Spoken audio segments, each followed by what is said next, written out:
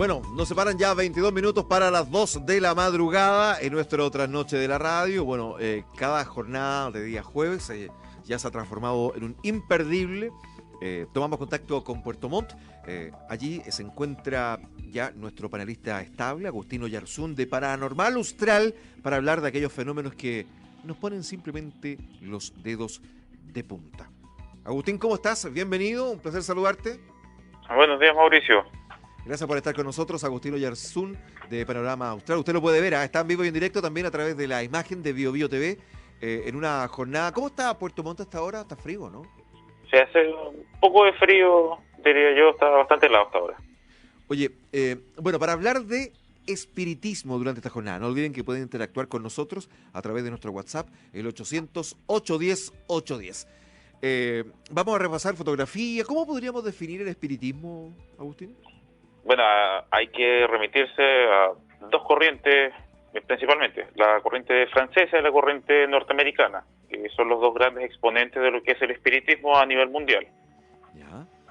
Primeramente, el espiritismo en sí surge como una doctrina filosófica y religiosa en Francia, de la mano de Allan Kardec, que es quien estamos viendo en imágenes ahora. Allan Kardec, estudioso de este tema de los espíritus, de cómo estos trascendían, llama o denomina este movimiento como espiritismo. ¿Y cuál es el principio del espiritismo? Que es estudiar el origen, la naturaleza y el destino de los espíritus y la relación que estos tienen con el mundo corporal y las consecuencias morales que resultan de las interacciones con el mundo físico en el cual estamos. Es decir, cómo a ellos les afecta interactuar con los humanos siendo que son espíritus. Y además, cómo esto repercute en que ellos después asciendan a un nivel superior, sea que se puedan transformar en ángeles o en algún ser similar. Eso es lo que estudia el espiritismo esencialmente, se entiende como algo ligado a la religión. El espiritismo no niega a Dios, es decir, no es que hablemos de espiritismo y de Dios como algo separado, sino que es algo que va de la mano, está muy relacionado. ¿Y hay, digamos, confirmación científica de aquello, digamos, o son parte de las teorías que hay en estas áreas? Es parte de una teoría solamente, no se ha podido comprobar que el alma existe. Sin embargo, cuando algunos científicos han hecho estudios, han demostrado de cierta manera que al fallecer una persona, un ser humano, pierde alrededor de 0,300 gramos o algo muy parecido, 300 gramos, pierde de peso. Se cree que ese peso que pierde sería el alma, según postulan algunos científicos, algunos estudiosos que han hecho experimentos en este sentido. ¿Ok? Eso se cree que es el alma. Y la doctrina espiritista, o espiritualismo, que también le denominan algunos, estudia esto, qué es lo que pasa con el espíritu o el alma después que se ha desencarnado, que es el término que se utiliza acá.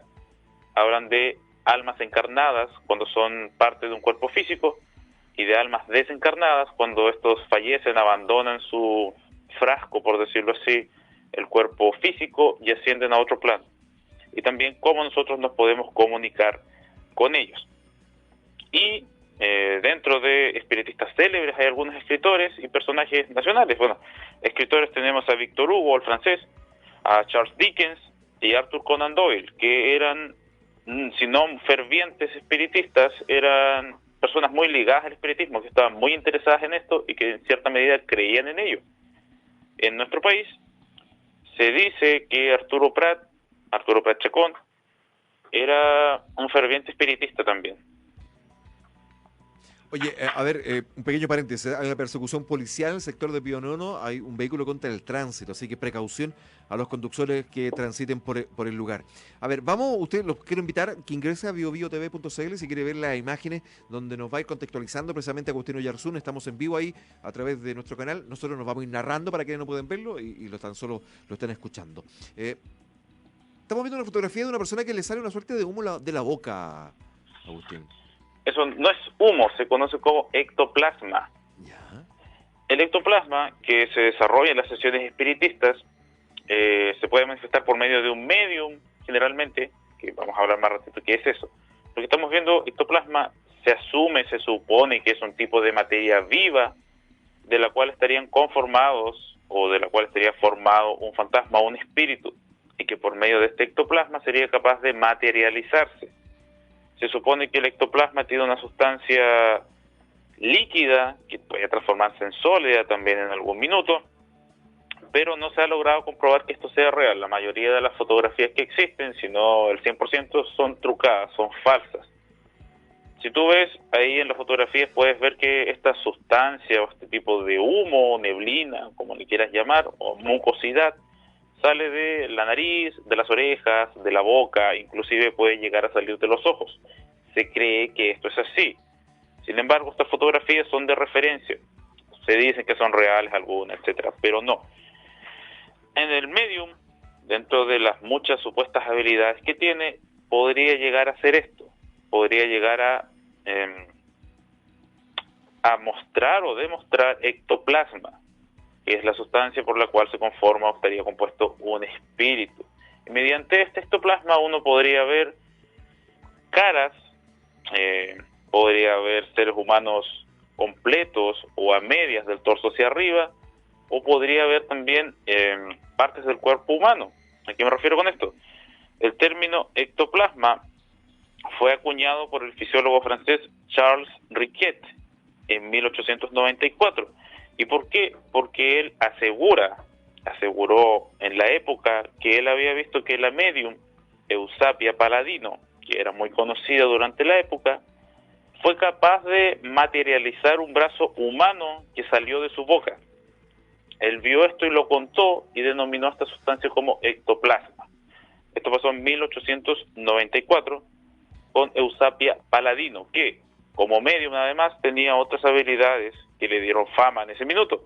Ella, según cuentan las historias, era capaz de provocar levitación de objetos, materializar espíritus o presentar rostros de difuntos en el barro. Es decir, ella podía manipular el barro hasta formar una cara que era casi una fotografía de la persona con la cual intentaban comunicarse.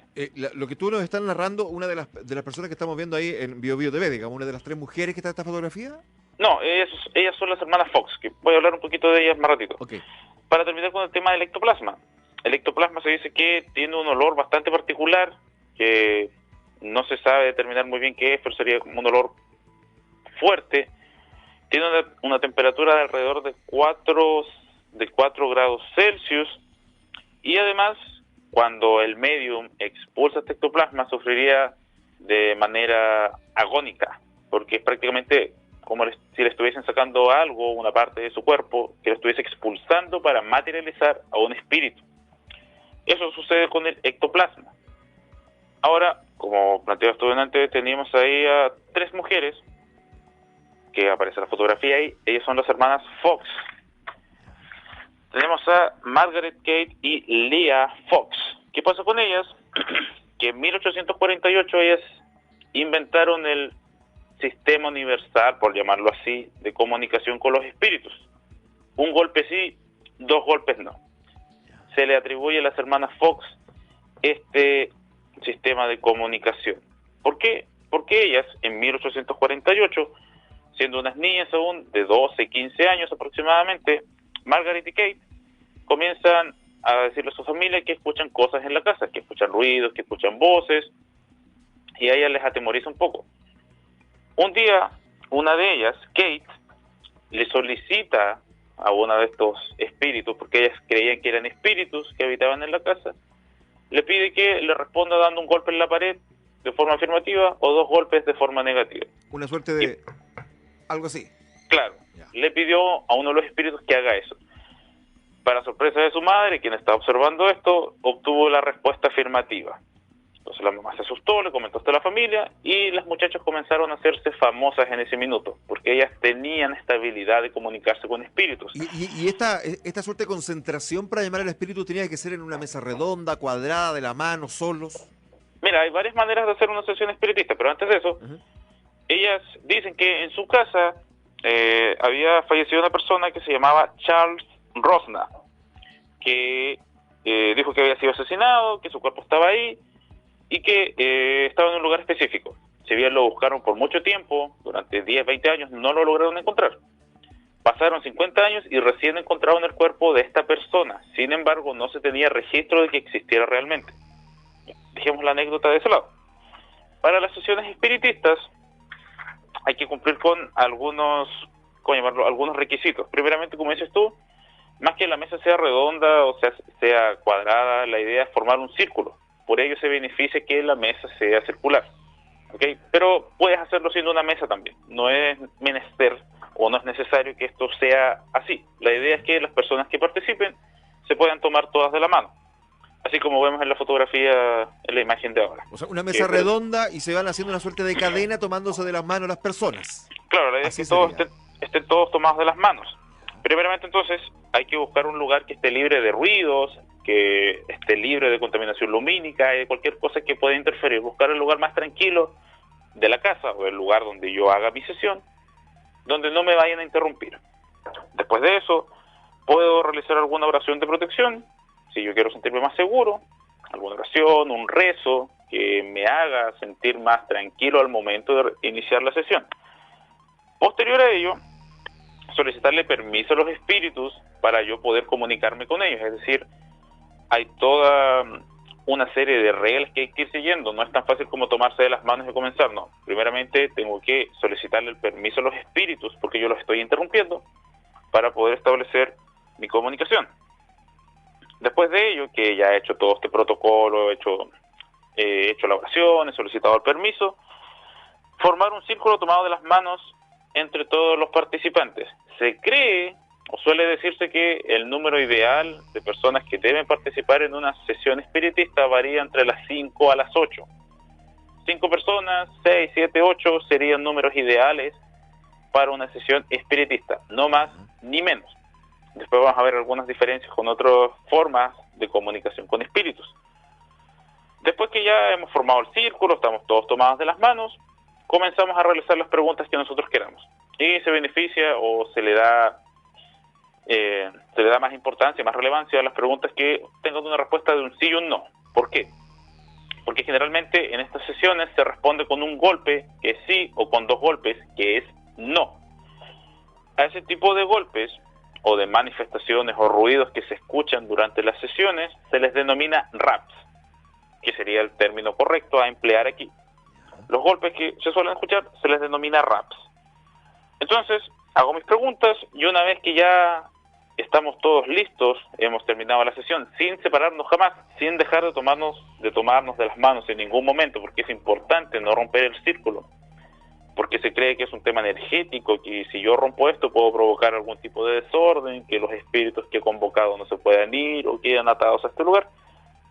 Yo doy las gracias, me despido y recién después de sucedido eso puedo separarme de los demás, puedo soltarle las manos para dar por finalizada la sesión. Ahora, ¿cómo se puede enterar la gente que está ahí haciendo una pregunta, imagino, a alguien en particular, que es esa persona a la que está respondiendo?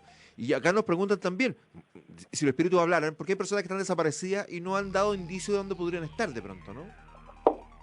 Mira, en ese sentido, si tú hablas de que una persona está desaparecida y lo tratas de contactar, es bastante difícil que llegue por el hecho de que, como tú bien mencionas, está desaparecido, no sabe dónde está y él no se ha dado cuenta, muy seguramente, que ha fallecido. Generalmente cuando hay espíritus que, en palabras coloquiales, penan en algún lugar o se manifiestan en algunos sitios específicos, es porque ellos no saben que han fallecido y no saben dónde están. Están desorientados en ese momento. Murieron de una forma abrupta, trágica, o en palabras bien coloquiales, murieron de golpe. Entonces no se alcanzan a dar cuenta de qué fue lo que pasó. Su última sensación fue que tuvieron un accidente y después despiertan y no saben qué es lo que sucede.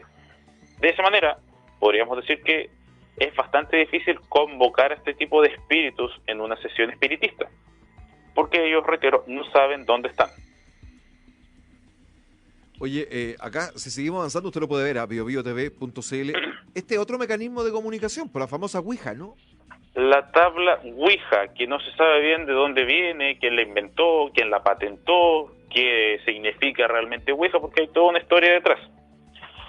En 1880, el señor que estamos viendo ahí, que se supone es Elijah Jefferson Bond, patenta como propia la tabla Ouija.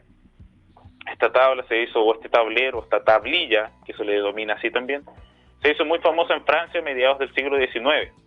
Se utilizaban en las sesiones espiritistas como una forma de obtener respuestas. Hay varias variantes, hay algunas tablas Ouija que son circulares, que tienen las letras en todo el contorno, otras tablas Ouija que son más ovaladas, y después tenemos esta que es rectangular, que como descripción tiene las letras al centro, tiene a un costado la frase afirmativa sí y tiene la negación a un lado, arriba dice un hola y abajo dice un adiós, y tiene los números también ordenados del 1 al 0 y las letras del alfabeto de la A a la Z.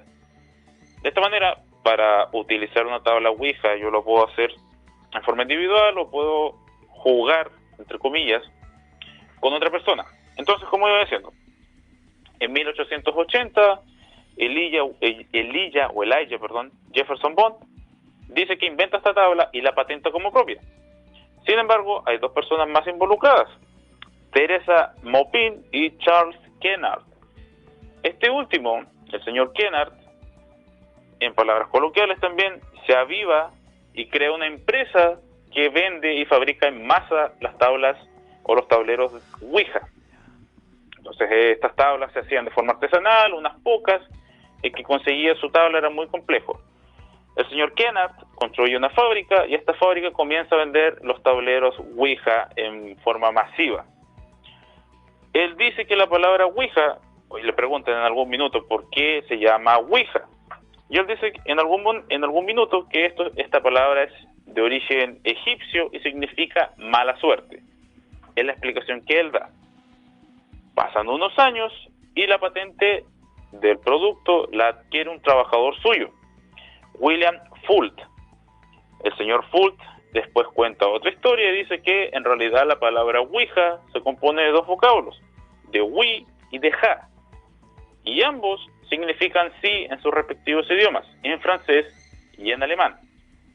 Esa es la explicación que él entrega, diciendo que la palabra Ouija en realidad no es de origen egipcio y que no significa mala suerte ni tiene nada de maldito de fondo, sino que es más bien la conformación en un solo concepto de dos frases afirmativas, en francés y en alemán. Y la tabla Ouija después fue adquiriendo bastante relevancia, se hizo bastante famosa y conocida entre los círculos espiritistas y entre las personas comunes y corrientes, porque era una forma bastante simple, fácil y accesible de realizar estas sesiones de espiritismo. Pero también hay que ser muy susceptible, las personas están muy susceptibles al momento de utilizar una tabla Ouija, porque de partida ellos esperan obtener una respuesta. Como tú lo puedes ver, la gente se puede recordar, la tabla es el tablero y tiene una especie de puntero que es triangular y al centro tiene una especie de lupa con la cual se van apuntando las letras. La idea es que todos los participantes coloquen un dedo sobre este puntero móvil y este puntero va avanzando por cada una de las letras hasta formar una palabra. O sea, pero ustedes lo ponen sin empujar. ¿Cómo se va eligiendo la palabra? Se supone que no hay que empujar nada. Ya. Las personas tienen que dejarse guiar, entre comillas, por los espíritus que están invocando. Se supone que yo coloco mis dedos para darle mi energía al espíritu que está ahí en ese minuto. Entonces para él es más fácil tomar el puntero móvil y llevarlo por encima de las letras para ir formando las palabras. Un momento, ¿qué pasa si uno invoca un espíritu que no es el que uno quiere y el espíritu es un poco maligno, digamos?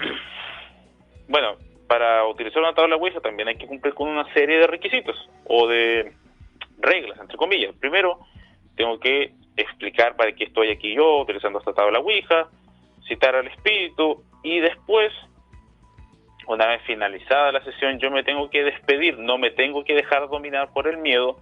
Y tampoco, así como no puedo soltarme de la mano en una sesión espiritista, acá yo no puedo levantar el dedo del puntero móvil o del vaso, que algunas veces se utiliza un vaso, yo no puedo levantar mi dedo, porque eso produce que la comunicación se corte y las consecuencias sean que este espíritu que yo he convocado, o este ser, o este ente, se quede en ese lugar, porque yo no cerré de buena manera el canal de comunicación. La única manera de poder cerrar un canal comunicativo como la Ouija es finalizar la conversación con el mismo tablero con el cual lo inicié. Es decir, si yo en el año 2000 usé un tablero Ouija y en algún momento me asusté y no cerré la conversación, en el 2019 tendré que usar exactamente el mismo tablero que usé esa vez para poder cerrar la comunicación. Si no, voy a provocar que esos espíritus que yo he convocado, esos entes, esos demonios, espectros, sea lo que sea, se queden ahí en el lugar rondando. Es la única manera entonces utilizar la tabla sin cerrando la comunicación, sin dejarse llevar por el miedo, sin soltar el puntero, porque al hacer eso yo ya pierdo el control de la situación. Bueno, esto todo en el marco para las personas que evidentemente creen en este tipo de elementos, porque si no tienes creencia no puede hacer mucho. Ahora, dentro de este tipo de situaciones también se mueven objetos, etcétera, ¿o no? Más que nada las sesiones de espiritismo, cuando las personas, como podemos ver en la fotografía, se reúnen en torno a una mesa, juntan las manos, era muy típico, o sigue siendo muy típico en realidad, porque aún se hacen sesiones espiritistas, que en primer lugar se mueva mucho la mesa. En segundo lugar, que se muevan algunos cuadros, algunos objetos que estén cerca. Es bastante común que eso suceda, que se mueva alguna lámpara, se apague alguna luz, es bastante común que pase. En el tema de los tableros Ouijas, hay algunas personas que se han grabado, han subido los videos a YouTube, donde están jugando, utilizando una Ouija y en algún momento se mueve algún objeto. Hay videos donde se mueven algunos peluches, muñecos, y también se dan vueltas, no sé, o se caen algunos cuadros. Vaya, qué tema. Oye, Agustín, hemos adelantado tu horario porque sabemos que tú tienes compromiso desde muy temprano la mañana del día jueves en rigor, así que ¿algo nos queda en el tintero de pronto? Sí, ¿no? Sí, Mauricio, podríamos seguir unos minutos más, no habría problema. Perfecto. Ahí está Agustín Oyarzún de Paranormal Austral. Usted puede escribirle Paranormal Austral en Facebook, le puede plantear los temas, puede enviar fotografías, puede hacer consultas. Hacemos una pausa y ya volvemos con el segundo bloque y final de este Panorama Austral, acá en el Tres Noches de la radio.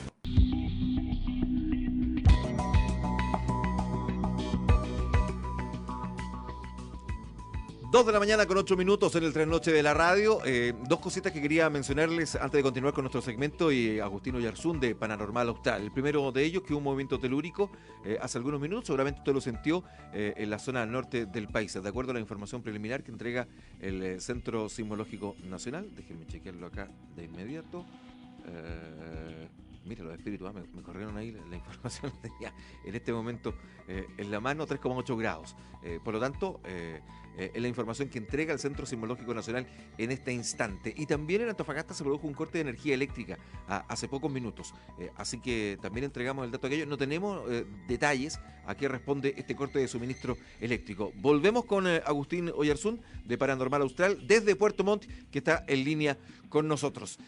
Agustín, estábamos hablando precisamente del espiritismo, de esta posibilidad de convocar a ciertos espíritus. Hay algunas personas, muchas que nos escriben a través del WhatsApp, que han logrado esta comunicación con seres queridos, que en algún momento ya no están, que les genera mucha pena la partida, en fin, pero que después se dan cuenta de que siguen rondando un poco en el entorno, ¿no? Claro, cuando un ser querido ha fallecido, tú lo convocas, de cierta manera no estás dejando que él se vaya o trascienda al siguiente nivel espiritual, como postula el espiritismo, que supone que una vez que nosotros hayamos fallecido, hayamos dejado nuestro cuerpo físico, ascendemos a otro plano o a otra dimensión. Entonces, si yo lo convoco por medio de una sesión, es muy probable que yo no lo deje ir, que no le pueda permitir dar este siguiente paso. Eso puede suceder en algunas ocasiones.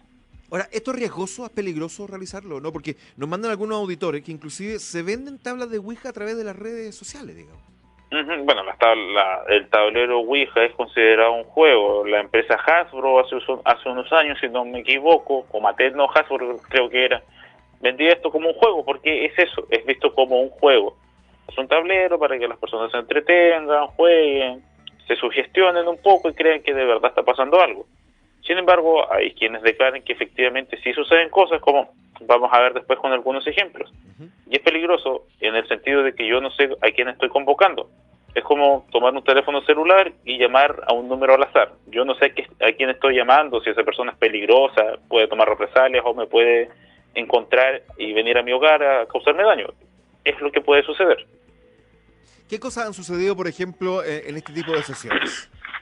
Mira, un par de casos que fueron notorios en Estados Unidos. El primero es de Jennifer Lynn Springman.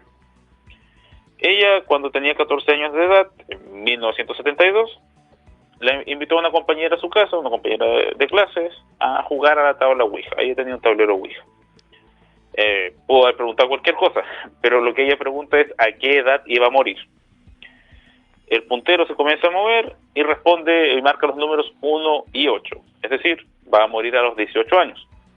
Posterior a eso, el tablero se comienza a mover hasta formar dos palabras. La primera es asesinada y la segunda palabra es estrangulada. Entonces, 18 como número, estrangulada, asesinada. ¿Qué ocurre? Que pasaron 4 años, el 3 de octubre de 1976, un par de semanas antes de que ella cumpla los 18 años, fue estrangulada hasta la muerte. Y la persona, el asesino, no pudo ser capturado. Eso es lo primero, uno de los casos relevantes e impactantes que pasó. Que ella consultó a la Ouija cuando iba a morir y esto se cumplió. Y esto queda documentado, digamos, todos sabían Claro. que había consultado, etcétera, ¿no? La amiga declaró que ella había consultado. Después, en 1995, en Arkansas, Estados Unidos también, dos muchachos de 20 años que profesaban, según ellos, el satanismo, invitaron a dos amigos a su casa a jugar también con un tablero Ouija. Comenzaron la sesión, se empezó a mover el tablero, y ¿cuál fue el resultado? Que estos dos muchachos, que eran satanistas, según ellos, terminaron asesinando a sus amigos que habían invitado a jugar. Los tomaron detenidos y al momento de consultarles por qué lo hicieron, dijeron que el tablero Ouija se los había ordenado. Que ellos hicieron un par de preguntas y las respuestas fueron que tenían que asesinar a las personas que invitaran a jugar. Eso fue otro. Ahora, hay un caso, no recuerdo bien el año, pero también fue en Estados Unidos. Esto es un poco más extraño, sí, porque sucedió durante un juicio.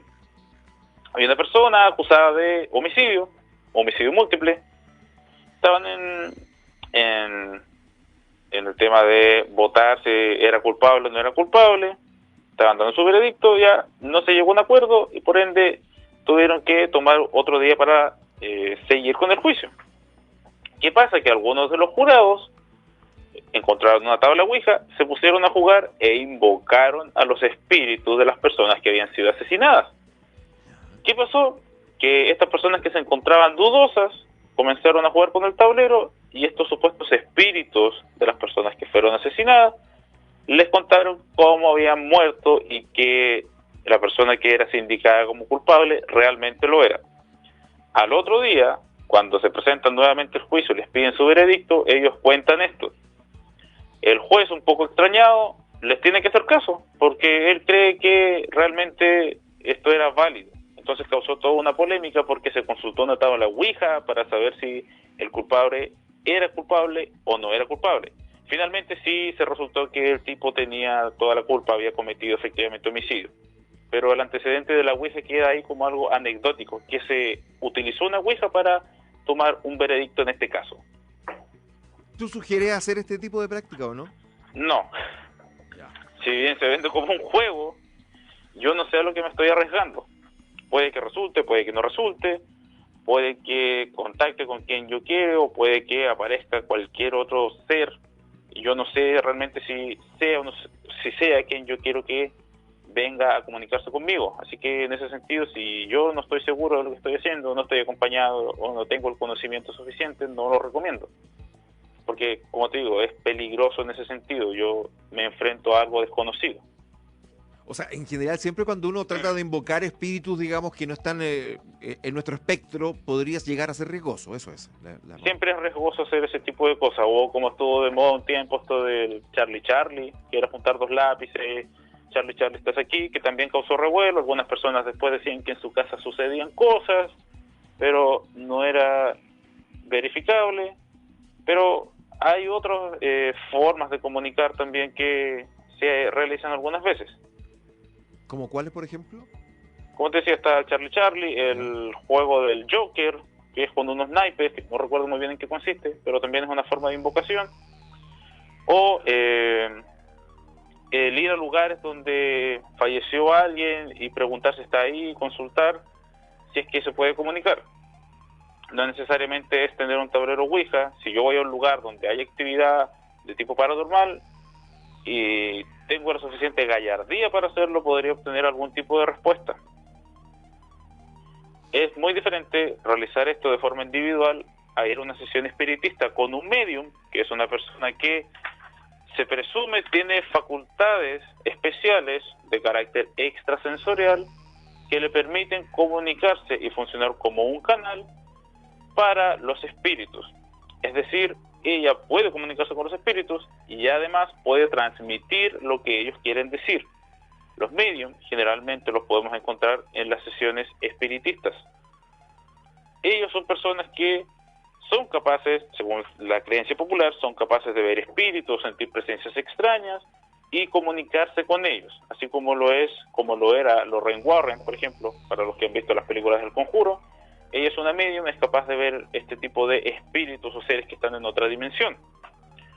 Eso es una sesión espiritista. Después tengo la tabla Ouija, que también me sirve para eso, pero como digo, es un tanto riesgoso hacer este tipo de cosas si yo no me manejo bien o no tengo suficiente conocimiento.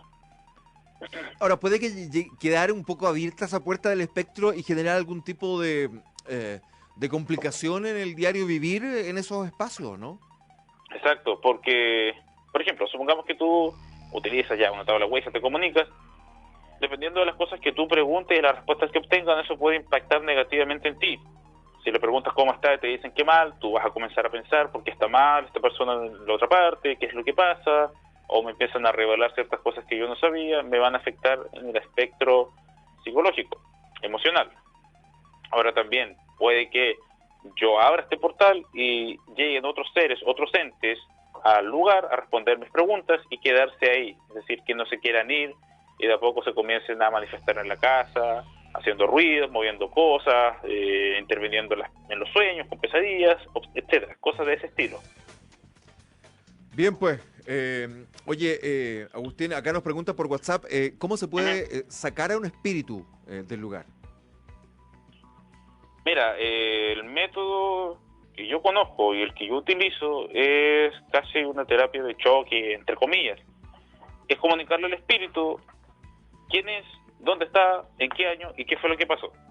Para que de esa manera el espíritu se dé cuenta que él ya no es una persona, sino que ha trascendido a otro nivel, a otra dimensión, a otro plano, que no pertenece a este y que tiene que continuar su camino. Es una de las formas que se utilizan. Hay varias otras que en realidad requieren, en algunas ocasiones, de la presencia de personas con capacidades extrasensoriales o de personas entendidas en el caso, para poder, entre comillas, expulsar un espíritu o permitirle que ascienda al siguiente nivel. Oye, hay un tema que le llama mucho la atención a nuestros auditores que nos consulta por WhatsApp, acá lo tenemos. ¿Cómo podría no darse cuenta un espíritu que ya partió? Porque, claro, si intenta hablar no le van a responder porque no lo ven, no lo sienten, no lo oyen. Entonces, ¿cómo podría seguir errante un poco en este espectro sin darse cuenta que ya no está? Como te decía antes, no se ha dado cuenta porque sucedió algo y él no tiene claridad de qué está pasando en este minuto, porque como tú dices, él sabe que no lo escuchan, que no lo ven, que no lo sienten, pero él tampoco sabe qué pasó. Es decir, no sabe por qué está ahí y tampoco sabe cómo salir ni a quién recurrir, porque no hay nadie más. Por ejemplo, típico que se da es una persona extranjera en otro país. Si tú no hablas el idioma, vas a ser invisible para el resto. Y aquí pasa lo mismo. Si ese espíritu no encuentra una forma de comunicarse o de que alguien le explique qué pasó, o si él no es capaz de entender o explicarse qué sucedió, se va a quedar amarrado. ¿Por qué? Porque no sabe a ciencia cierta qué pasó. Y tiende a quedarse en ese lugar tratando de explicarse cómo fue que terminó así.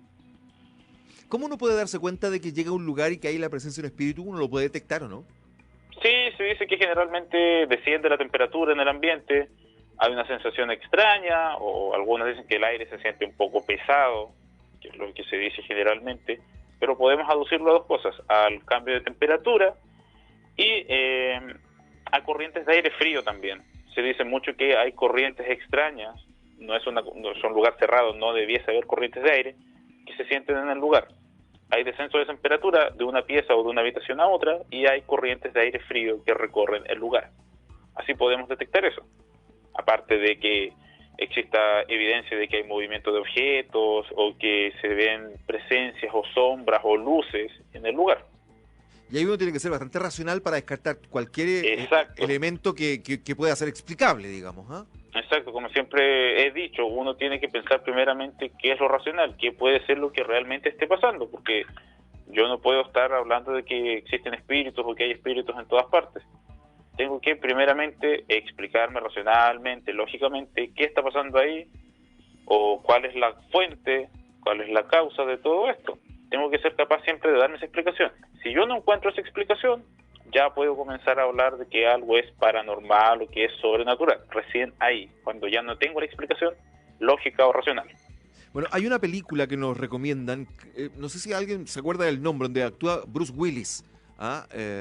Sexto sentido. Sexto sentido, que explicaría un poco esto de no darse cuenta y interactuar Exacto. con un mundo, y interactuar con algunas personas sí, pero no con todas, digamos. Exacto, lo que hace ahí Bruce Willis, bueno, para la gente que no lo ha visto, el personaje se comunica, siempre está con un niño, este niño conversa con él, explica todo, y como dices tú, Bruce Willis, hay algunas personas que no lo ven, no se pueden comunicar con él. ¿Por qué? Porque se dice también que los niños pequeños tienen esta habilidad hasta aproximadamente los 6 años, algunos dicen hasta los 8, de ver espíritus, o de, comillas, ver fantasmas, o de ver presencias que no están en el lugar. Y que no les asusta por lo demás, ¿no? Claro, por eso también se dice que algunos creen que los amigos imaginarios, más que imaginarios, serían espíritus que están rondando en el lugar y que se acercan a los niños porque saben que los niños los pueden ver. Pero como es un niño, no puede comunicar lo que está viendo, o muchas veces no sabe comunicar lo que realmente está viendo. Bueno, de ahí vienen un poco, o se podría explicar los amigos imaginarios, digamos. ¿Eh? Claro, es una forma de explicar. Mira, los amigos imaginarios. Mira, antes de cerrar con el tema de las sesiones espiritistas, en Estados Unidos, Mary Todd Lincoln, la esposa de Abraham Lincoln, presidente estadounidense, ella realizó sesiones espiritistas en la Casa Blanca durante mucho tiempo, a causa de la muerte de uno de sus hijos, llamado Willie. Willie murió aproximadamente a los 11 años, 9, 11 años. ¿Y qué fue lo que pasó? Que ella, la esposa de Abraham Lincoln, Mary, se sentía tan triste, tan deprimida, que contactó con una medium, y en la Casa Blanca comenzaron a realizar sesiones espiritistas, tratando de invocar al espíritu de su hijo fallecido para que éste le dijera que estaba bien, se manifestara. Fueron varias veces. Como un dato que tal vez puede ser poco conocido por las personas, en la Casa Blanca se practicó espiritismo. Bueno, en el siglo XIX, nos acota mucho de nuestros auditores, era un tema con bastante recurrencia pensar en aquello, de ahí también Arturo Prat y otros, digamos, en este tipo de práctica. Sí, esto surge por allá por el 1800 en Francia. Después de Francia se empieza a divulgar a todo el resto del mundo. El punto álgido, o el punto más alto en esto, son las hermanas Fox en los años 1850, cuando inventan este sistema de golpes, que es el sistema de comunicación, y desde ahí se dispara esto hacia adelante. Allan Kardec en Francia comienza a publicar libros sobre la doctrina espiritista, cómo comunicarse con los espíritus, a qué planos ascenderían, cómo nosotros podemos comunicarnos con ellos, qué es lo que pasa después de la muerte, y después las sesiones espiritistas con mediums o personas que tienen capacidades extrasensoriales comienzan a avanzar hasta mediados del 1900. Acá nos acotan otra película de Nicole Kidman, Los Otros. Los Otros, sí, esa también es muy buena. De esta dualidad en la convivencia en una casa, que realmente quiénes son los otros o quiénes serían los no vivos o los que no debiesen estar ahí. Es bastante buena esa película, recomendable. Oye, acá dice, recuerdo al entrar en una de las barracas del campo de concentración de Schönhausen, en Alemania, sentí un peso de 1000 hombres sobre mis hombros y apenas podía respirar, dice, fue tremendo. Eso puede ser provocado porque si es un campo de concentración, el lugar está cargado por todas las penurias que pasaron esas personas y probablemente por todos los que fallecieron en ese lugar. Suelen quedar cargados los lugares así, donde hubo muerte, sufrimiento, torturas. Esos lugares siempre van a quedar cargados con presencias de carácter negativo. Al contrario, podemos hablar de cargas positivas en lugares donde hay mucha alegría, mucha energía, eso también quedan cargados, pero de una forma positiva. Siempre cuando hay mucha energía o mucha emocionalidad fuerte o extrema, sea esta pena, tristeza, o sea alegría, euforia, los lugares pueden llegar a quedar cargados, entre comillas, guardar esa energía. O sea, en estricto rigor uno podría decir que hay algo similar a la vida después de esta vida, algo, Exacto. digamos, que sigue rondando, ¿no? Así, eso es lo que busca explicar el espiritismo. ¿Qué es lo que pasa? Que después de esta vida nosotros tenemos otra vida, ascendemos a otro plano, continuamos nuestra existencia como otro tipo de seres, ya no como seres físicos, sino como seres espirituales que conviven en otro plano, en otra dimensión, con otra misión y otra visión de lo que es la vida. Es una forma, ellos lo postulan como una forma de ascensión, es decir, de tú pasar a otro plano más alto. Mira, acá me acuerdo un dato, como en un cuartel de bomberos en Temuco, 5 minutos antes de que toque la sirena, un vaso con agua, dice, y una lámpara comienzan a avisar que están por tocar la sirena. Evidentemente que ya no existen estos elementos. Ajá, mira, acá en Puerto Montt también me contaron una historia muy parecida, en un cuartel de bomberos acá muy céntrico. Me decían que cada vez que iba a haber un incendio, tocaban la pared, golpeaban la pared insistentemente. Ya se despertaban, se levantaban, iban a ver, no había nadie. Se volvían a acostar y volvían a tocar la pared, tocaban la pared, tocaban la pared, tocaban la pared, insistentemente. Y minutos después comenzaba a sonar la sirena de que había un incendio. Es decir, siempre que había un incendio escuchaban esto, que alguien les golpeaba la pared, y ahí no había nadie más que los voluntarios que estaban de turno. Acá nos dicen que en la antigua morgue del Hospital San José, la morgue, es increíble la carga negativa que hay. Dicen ganas de vomitar y llorar. Es lo mínimo que se siente. Ya no está en uso, evidentemente, ¿no? Claro.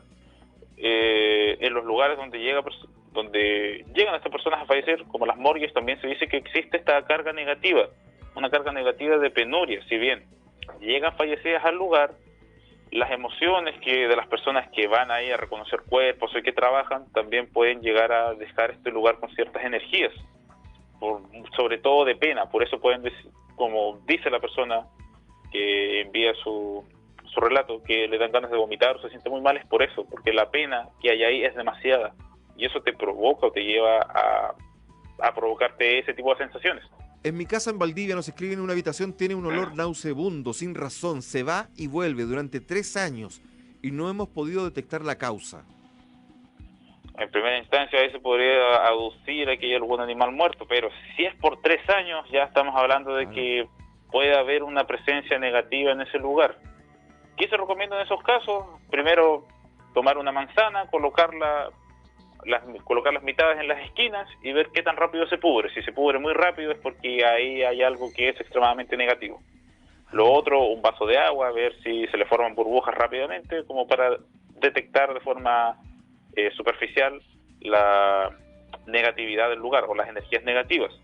Y ahí ya habría que entrar a hablar con alguna persona especializada, un medio, un sacerdote, un cura, un machi, depende de la creencia de cada uno, que ayude a hacer una limpieza en ese lugar, porque muy probablemente en el sitio sucedió algo, o debajo de esa pieza hay algo enterrado, una persona, algún objeto de brujería que está provocando o atrayendo las malas energías. Oye, el tema de los vasos de agua cuando quedan con burbujas después de dejarlo, porque el agua en sí no está oxigenada, no tiene burbuja, digamos. Claro, no tiene burbuja. Se dice, bueno, en primer lugar nosotros lógicamente podríamos decir que el calor provoque que el vaso o que el agua forme burbujas, en primera instancia el calor. Pero si no hay calor o no reúne las condiciones suficientes para provocar ese proceso, estamos hablando generalmente y popularmente de que eso es una negatividad en el ambiente, que son energías negativas en el lugar. Si el vaso se llena de burbujas rápidamente, es energía negativa muy fuerte que hay ahí, y que hay que entrar a trabajarla para despojarla o hacer que se vaya de ese sitio. Nos preguntan acá, con mi mujer y mis hijos pequeños sentimos presencia y manifestación en las casas. Sin saber qué hacer nos cambiamos de casa continuamente y estos seres, dice, nos siguen a nuestras nuevas casas. Sentíamos olores muy fuertes cuando ya, dice, sabíamos que iba a pasar algo.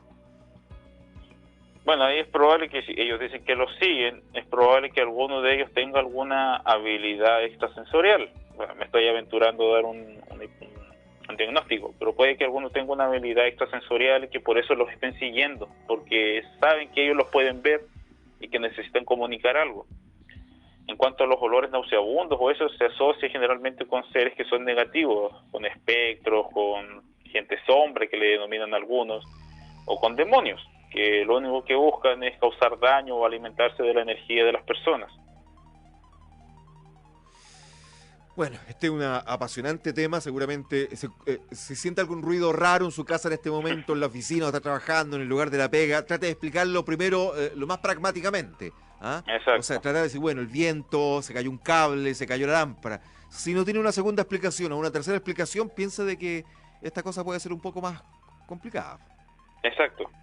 Siempre hay que buscar la parte lógica, qué fue lo que pasó. No tengo que dejarme dominar por el miedo porque eso es peor. Si yo me asusto, me sugestiono más y comienzo a ver más cosas. Eso es lo que busca en el fondo. Claro, eso es lo que se busca, que uno se asuste, comienza a buscar más cosas, y si uno está predispuesto a que sucedan cosas, vas a comenzar a ver cosas, existan o no existan, pero tú si estás predispuesto a eso o sientes mucho temor, vas a comenzar a ver cosas que se mueven, apariciones, malos olores, etcétera. Siempre hay que ser racional, estar centrado y no dejarse dominar por el miedo, porque si no es peor. Agustín, como siempre, es un placer tenerte con nosotros acá en el Trasnoche de la Radio, ¿eh? Muchas gracias, Mauricio. Bueno, un hombre que sabe la materia, que es escéptico como pocos, ¿ah? O sea, yo creo que soy menos escéptico que él, digamos, pero él sabe mucho en esta materia. Un abrazo, Agustín, muchas gracias. Gracias, Mauricio, igualmente. Agustín Oyarzún, de Paranormal Austral, conversando acá con los oyentes del Trasnoche de la Radio.